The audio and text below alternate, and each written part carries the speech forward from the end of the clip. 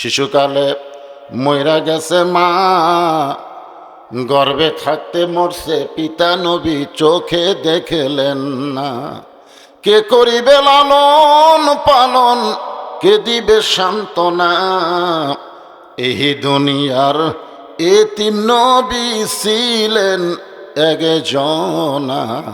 আল্লাহ রাসূল বলেছেন, মায়ের পেটে আমি এতিম ছিলাম, কিন্তু দুনিয়াতে আসার পরে আমি এতিম ছিলাম না। সাহাবরা বললেন, ইয়া রাসূলুল্লাহ, মায়ের পেটে আপনি এতিম ছিলেন, কিন্তু দুনিয়া আসার পরে এতিম ছিলেন না, এটা কেমন কথা? রাসূল বললেন, ভাগ্য গুণে এমন একটা চাচা পাইছিলাম, যেই চাচা আমাকে বাবার দরদ দিয়ে লালন করেছে। আমার বাবা নাই এইটা কখনোই বুঝতে পারিনি। সেই চাচা মারা গেল। চাচা দুনিয়ার থেকে বিদায় নেওয়ার কিছুদিন পরেই নবীর দরদের বিবি খাদিজা দুনিয়া থেকে বিদায় নিলেন। প্রত্যেকটা বিবি হলো আদরের, আর একটা বিবি হলো দরদের। সুবহানাল্লাহ খান। আপনারা কি জানেন, নবীর জীবনে যতদিন মা খাদিজা জীবিত ছিলেন ততদিন রাসূল দ্বিতীয় কোনো বিয়ে করেননি। মা খাদিজা যখন দুনিয়া থেকে বিদায় নিছে তখন রাসূলের বয়স হলো 49 বছর। কত বছর?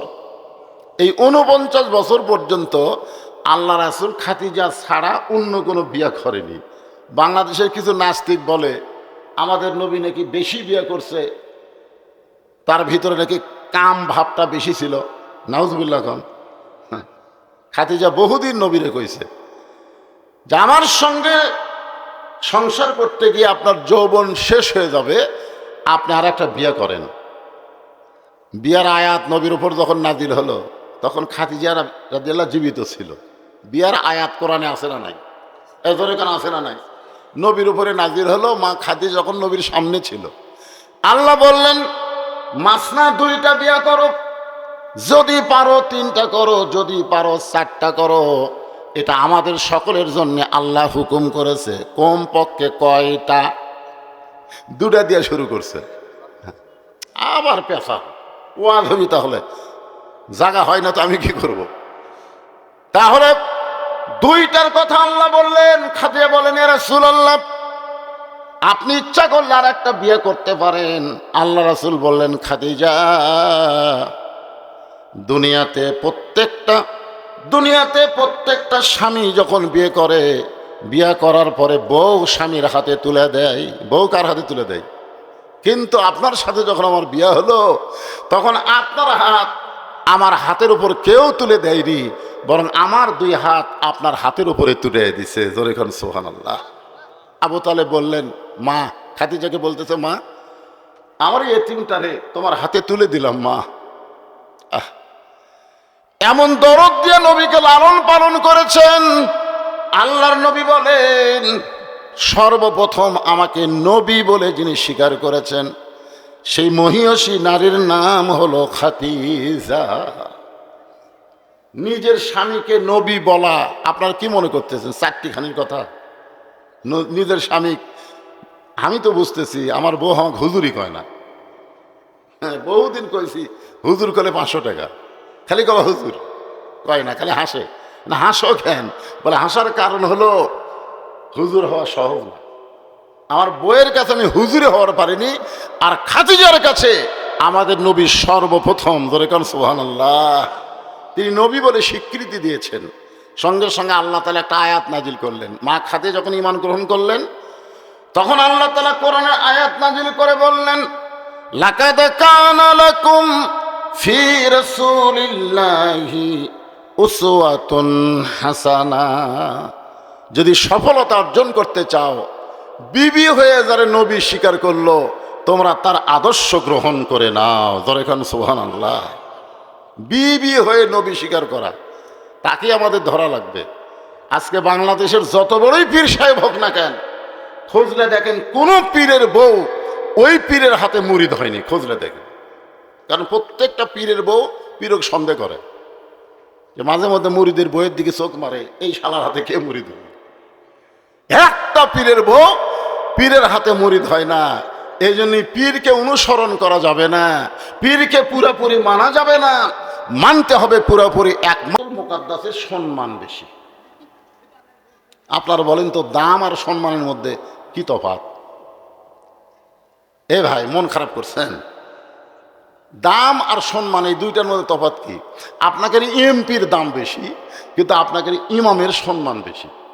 কারণ এমপি যদি আপনাকে গ্রামে জুম্মার দিনে আসে, একটা মুসল্লিও কবি না, এমপি সাহেব একটু খুতবা দেন তো, একজন কবি। মসজিদে একটাই মাত্র চেয়ার, সে চেয়ার কি এমপির জন্যই না ইমামের জন্য? সবাই বলতেছে এমপি সাহেব সামনে কাতারে বসেন, আসো সামনে বসেন, আর ইমাম সাহেব চেয়ারত বসে। ইমাম চেয়ারত বসে পা অঙ্কে ঝুলে দেয়, ওয়াজ করতেছে। আল্লাহ কাই কেরে নেতা, দেখ কার দাম বেশি, কার সম্মান বেশি। এমপির দাম আছে কিন্তু ইমামের সম্মান বেশি। বাইতুল্লাহর দাম বেশি, বাইতুল মুকাদ্দাসের সম্মান বেশি। সাহাবেরা জিজ্ঞাসা করলেন, এ রাসূলুল্লাহ, বাইতুল্লাহর দাম বেশি হওয়ার কারণ কি? আল্লাহর নবী বললেন, বাইতুল্লাহ বরাবর আর একটা ঘর আছে, সে ঘরের নাম হলো বাইতুল মামুর। এই যে বাইতুল্লাহ, এখান থেকে উপর দিকে তাকাও, ইয়ানজুরু বি নূরিল্লাহ, তোমাদের যদি নূরের চোখ থাকে তাহলে দেখবা চতুর্থ আসমানের উপরে আর একটা কাবা ঘরের মতোই আর একটা ঘর আছে, তার নাম হলো বাইতুল মামুর। আর বাইতুল মামুর বরাবর আর একটা ঘর আছে, সেই ঘরের নাম হলো আল্লাহর আরশ। জোরে কোন সুবহানাল্লাহ। একেবারে আরশ বরাবর বাইতুল মামুর, বাইতুল মামুর বরাবর হলো বর্তমানের কাবা। এই জন্য বাইতুল্লাহর দাম বেশি।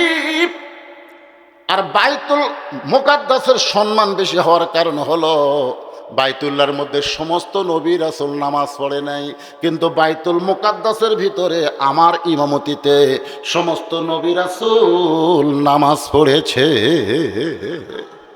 বাইতুল্লাহর মধ্যে সব নবী রাসূল ঢোকেনি, কিন্তু বাইতুল মুকাদ্দাসের মধ্যে সমস্ত নবী রাসূল ঢোকে, নামাজ পড়ছে। কার ইমামতিতে? আমাদের নবীর ইমামতিতে নামাজ পড়লেন।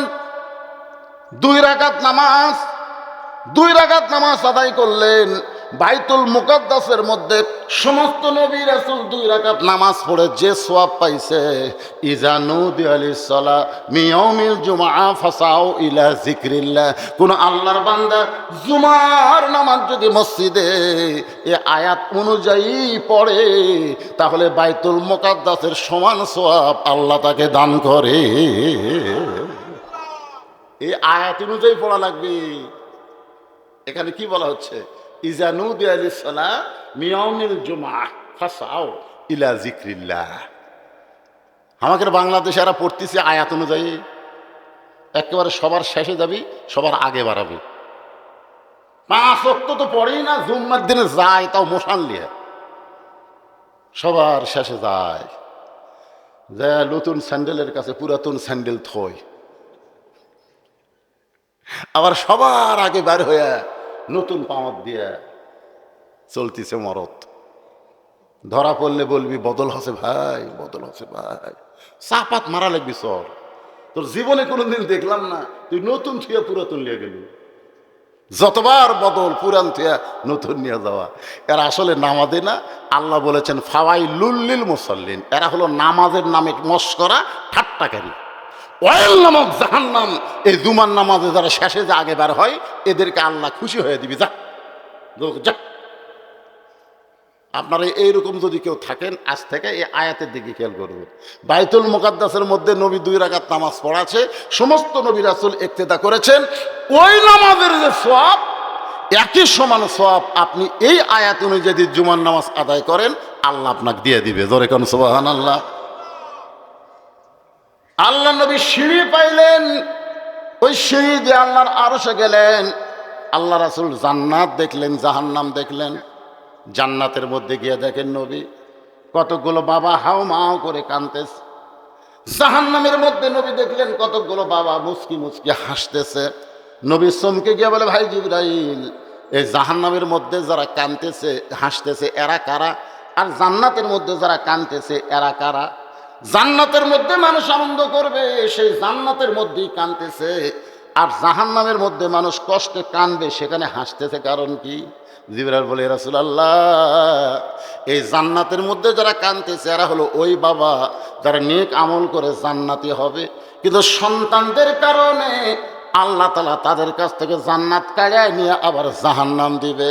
কারণ দুনিয়াতে নামাজ পড়েছে, রোজা করেছে, সব কিছু ইবাদত করেছে, কিন্তু সন্তানকে মানুষ করতে পারে নাই, সন্তানকে সঠিক শিক্ষা দেওয়ার পারে নাই, সন্তানকে নৈতিকতার শিক্ষা দেয় নাই, সন্তানকে মঠগ্রাম প্রাইমারি ভর্তি করে দিছে, কিন্তু মঠগ্রাম মাদ্রাসা দেয়নি। একই গ্রামে প্রাইমারিও আছে, মাদ্রাসাও আছে, নাই? এরকম নাই? যেরকম আছে না নাই?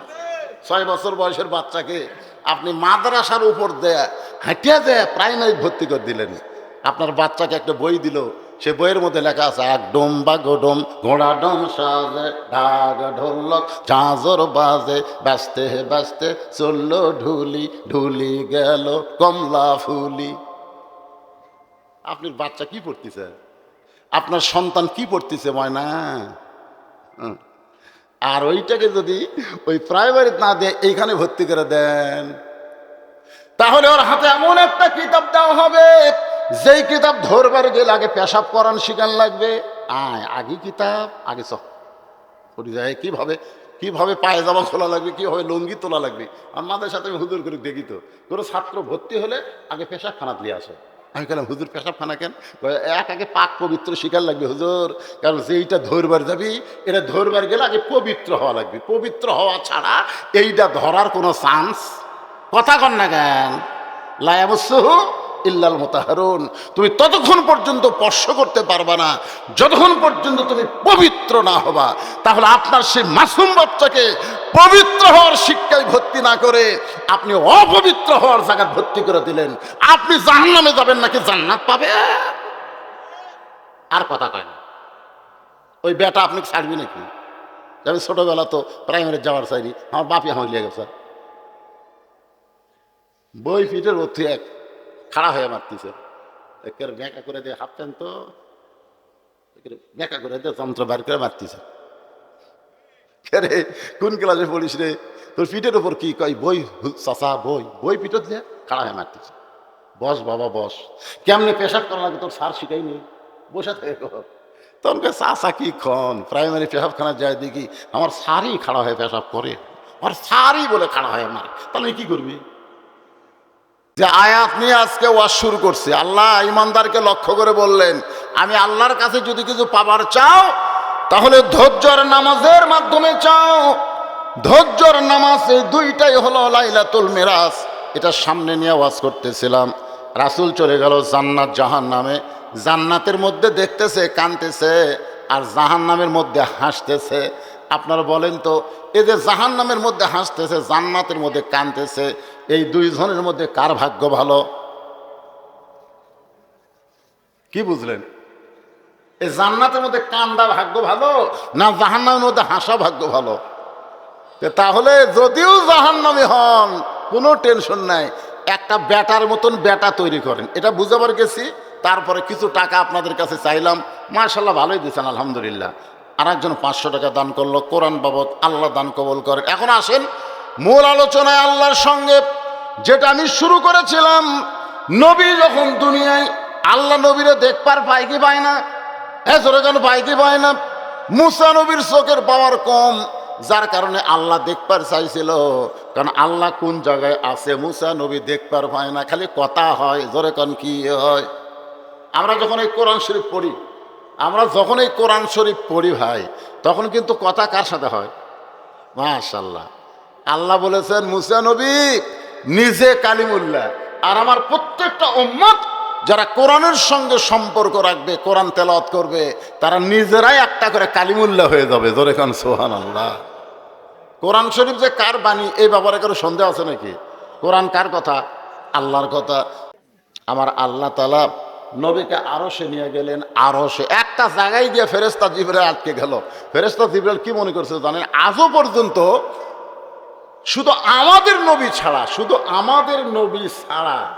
এখন পর্যন্ত আল্লাহরে কেউ দেখবার পায়নি। এতে বলে না আবু হানিফা এতবার আল্লাহ দেখছে, ইমাম মালিক এতবার, এরা সব ভুয়া কথা। এগুলোর কথার কোনো দলিল নাই। ধরে কোন কি নাই? হ্যাঁ, একজনই শুধু আল্লাহরে দেখছে, আল্লাহ দেখা দিছে বলে। তিনি হচ্ছেন ভাগ্যগুণে আমাকে নবী। সুবহানাল্লাহ বলেন। আমাকে নবী নিজের যোগ্যতাই দেখেনি, আল্লাহ দেখা দিছে। তো কেন দিল সেইটাই তো বুঝাচ্ছি আমি। একটু মনোযোগ দিয়ে শুনতে হবে। আল্লাহ তাআলা এক জায়গায় যে জিবরাইলকে আটকে দিল, কারণ জিবরাইল মনে মনে চিন্তা করছিল নবীর ওসিলায় যদি আল্লাহর সাথে মেরাজ হয়। এটা একটা জায়গায় গিয়ে আল্লাহ বলল, জিবরাইল ব্রেক, আর সামনে পা বাড়ায় না। জিবরাইল, আমি আল্লাহ ৭০,০০০ নূরের পর্দা, সেই পর্দা পাড়ি দেওয়ার মতন যোগ্যতা তোমার নাই। তোমার নূরের পর্দার যে পাওয়ার, এই সেই পাওয়ারে তোমার অস্তিত্ব পুড়ে হবে ছাই।